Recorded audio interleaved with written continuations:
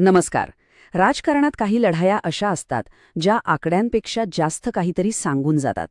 महाराष्ट्रातला कागल मतदारसंघ आणि तिथली 2024ची निवडणूक ही अगदी तशीच आहे. निकाल इतक्या कमी फरकाने लागला की त्यातून स्थानिक राजकारणाचे अनेक पदर उलगडत जातात. चला तर मग आज या निकालाचं विश्लेषण करूया. तर आज आपण काय पाहणार आहोत?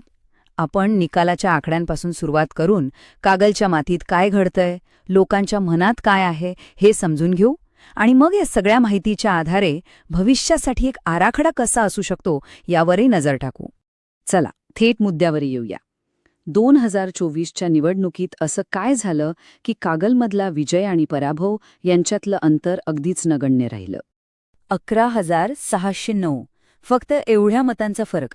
हा आकडा वरकरणी छोटा वाटू शकतो, पण खरं सांगायचं तर याच आकड्यात संपूर्ण मतदारसंघाची कहाणी दडलेली आहे. ही फक्त मतांची आघाडी नाहीये, तर लोकांच्या मनातल्या मोठ्या बदलाचा हा एक महत्वाचा संकेत आहे. कागल मतदारसंघ हा महाराष्ट्राच्या कोल्हापूर जिल्ह्यात येतो.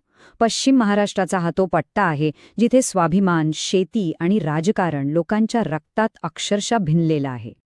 आता निकाल बघा. विजेते उमेदवार हसन मुश्रीफ यांना मिळाली 50.65% मतं, तर त्यांचे प्रतिस्पर्धी समरजित सिंग घाटगे यांना मिळाली 46.61%. म्हणजे फरक किती? अवघ्या 4%पेक्षाही कमी. इतक्या कमी फरकाने निकाल लागणं हेच या निवडणुकीचं वैशिष्ट्य आहे. निवडणुकीचे आकडे महत्वाचे असतातच, पण त्या आकड्यांच्या मागे जो खरा आवाज आहे, जो कौल आहे, तो ऐकायचा असेल तर आपल्याला कागलच्या मातीकडे, तिथल्या लोकांच्या जगण्याकडे वळावं लागेल. कागलची ओळखच मुळी एक ग्रामीण मतदारसंघ अशी आहे. इथली सगळी अर्थव्यवस्था फिरते ती शेतीभोवती. मुख्य म्हणजे ऊस आणि दूध. शेती हा इथल्या लोकांसाठी फक्त एक व्यवसाय नाही, तर ती त्यांची अस्मिता आहे, त्यांचं जगणे आहे. पण जरा विचार करा, काय होतं जेव्हा विकासाच्या नावाखाली तुमच्या वडिलोपार्जित जमिनीवरच संकट येतं? हाच संघर्ष आज कागलच्या राजकारणाच्या केंद्रस्थानी आहे. आणि या संघर्षाची तीव्रता एका स्थानिक आंदोलक महिलेच्या या शब्दात जाणवते. त्या म्हणाल्या, आम्ही तुमच्या बहिणी होतो, आमची जमीन वाचवा. या एका वाक्यात भीती आहे, वेदना आहे आणि व्यवस्थेविरुद्धचा संतापही आहे. लोकांच्या या नाराजीची 2 मुख्य कारणं आहेत. एक म्हणजे प्रस्तावित शक्तीपीठ महामार्ग, ज्यामुळे शेतजमीन जाईल की काय ही भीती आहे. आणि दुसरं सुलकुड उपसा सिंचन प्रकल्प, ज्यामुळे आपल्या हक्काचा पाणी जाईल की काय ही चिंता आहे. इथे गोष्ट लक्षात ठेवली पाहिजे. भारतीय संविधानाने प्रत्येक नागरिकाला सन्मानाने जगण्याचा हक्क दिला आहे आणि आपल्या हक्कांसाठी, आपल्या जमिनीसाठी शांततेच्या मार्गाने आवाज उठवणं हा त्या सन्मानाचाच एक भाग आहे. तर लोकांच्या मनातली ही अस्वस्थता, ही नाराजी मतपेटीतून कशी व्यक्त झाली? चला, आकडे काय सांगतात ते पुन्हा एकदा पाहूया. ही आकडेवारी बघा. यातला एक आकडा विशेष लक्ष वेधून घेतो. 82.51% मतदान. हे फक्त मतदान नाही, हा एक स्पष्ट कौल आहे. यातून दिसतं की कागलचे मतदार आपल्या भविष्याबद्दल किती गंभीर आणि जागृत आहेत. लोकशाहीची खरी ताकद हीच आहे. आता कोणत्याही निवडणुकीचं गणित समजून घ्यायचं असेल तर तिथलं सामाजिक समीकरण पाहावंच लागतं.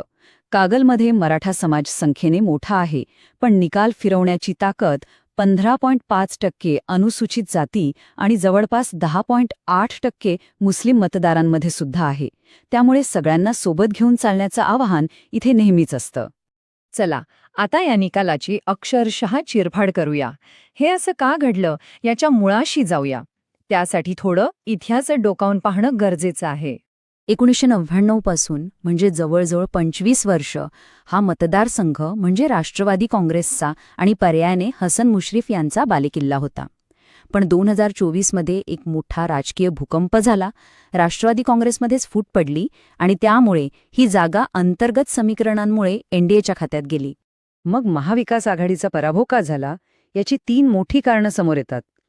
पहिलं आणि सगळ्यात महत्त्वाचं, राष्ट्रवादी काँग्रेसमधली उभी फूट.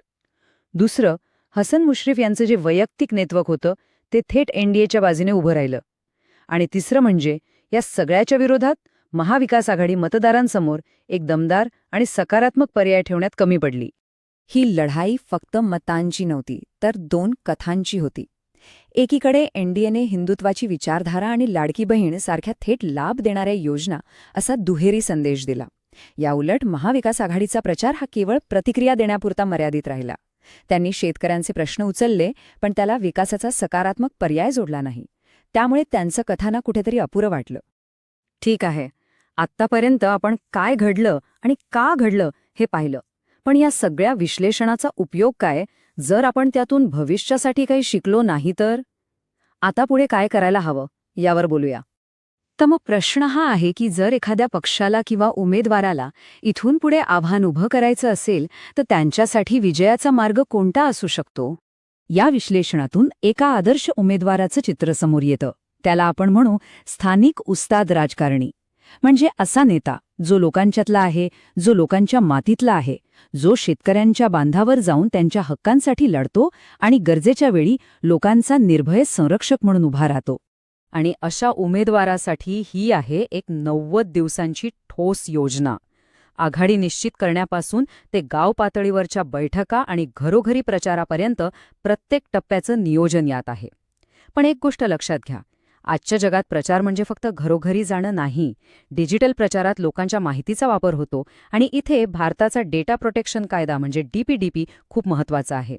लोकांची परवानगी घेणं आणि त्यांच्या माहितीचा आदर करणं हे गरजेचं आहे, कारण विश्वास हाच कुठल्याही नात्याचा पाया असतो, राजकारणात सुद्धा. आता आपण येतोय शेवटच्या आणि सर्वात महत्त्वाच्या भागाकडे. निवडणूक जिंकणं हे एक ध्येय आहे, पण अंतिम उद्दिष्ट सुशासन असलं पाहिजे. हे चतुर्मुख मॉडेल MVAची सद्यस्थिती आरशासारखी स्पष्ट दाखवतं. निवडणुकीच्या पातळीवर त्यांची ताकद मध्यम असली तरी त्यांची संघटना आणि त्यांचा कथानक म्हणजे लोकांपर्यंत पोचणारा विचार या दोन्ही आघाड्यांवर ते कमजोर आहेत. इथेच त्यांना सर्वात जास्त मेहनत घ्यावी लागेल. आणि शेवटी हा एकच कळीचा प्रश्न उरतो. जमीन, पाणी आणि माणसाच्या सन्मानाचं राजकारण विचारधारेच्या आणि कल्याणकारी योजनांच्या राजकारणावर मात करू शकेल का? या एका प्रश्नातच केवळ कागलचं नाही, तर आपल्या सगळ्यांच्या राजकारणाचं भविष्य दडलेलं आहे. तुम्हाला जर लोकाभिमुख नेता बनायचा असेल आणि आपल्या मतदारसंघाचा विकास करायचा असेल, तर blueprintstrategies.ai शी संपर्क साधा. mgr@blueprintstrategies.ai या ईमेलवर किंवा 08042041602 या नंबरवर फोन करा. राजकारणापलीकडचा उद्देश.